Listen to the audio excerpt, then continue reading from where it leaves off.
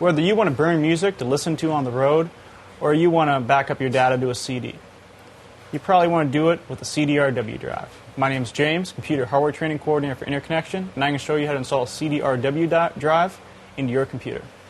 Now the first step is to install the screws on the side of the player. Dependent on your machine, you may have different screws or different slots. Some machines have rails that go right here. Others have these rounds type of screws that go on here that slide into the machine.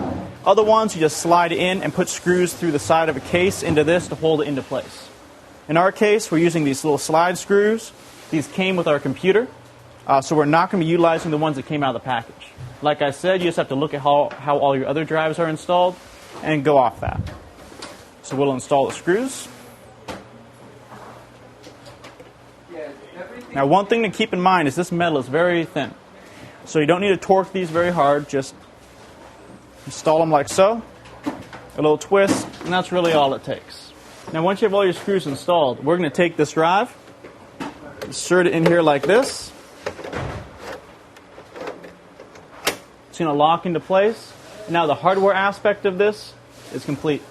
Next we're going to install the IDE cable, being very cautious not to bend any of the little pins that go in here.